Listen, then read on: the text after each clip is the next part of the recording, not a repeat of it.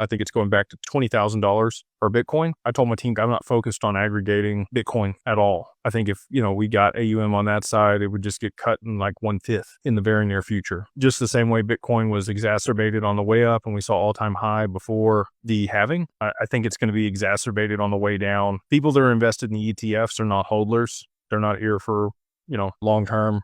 They're just here to make money on the upside, and people will also short it on the way down. There's more vehicles to be able to do that now, including futures, right? And that was why we saw the top in 2017 for Bitcoin was the day they launched the CME. It topped at around $20,000 for Bitcoin, so again, I think that's where it's going to pull back to. Michael Saylor was actually on a podcast the other day, and he said, if companies decided to adopt another network and it was not Bitcoin, the real value of Bitcoin is around $5,000 of Bitcoin per retail. Like if it was just adopted by retail and not institutions and hedge funds and investment firms and all the other stuff, and that institutional liquidity wasn't in it, it would only be worth $5,000. And I think he's right on that. Like, I think that's really the intrinsic value of Bitcoin. I think a lot of it's just pumped up because of the narrative that it's digital gold and the limited supply and all the other stuff that's out there about it. But not that it's not good and not that it wasn't the first mover and all the other things, right? Like, I understand Bitcoin in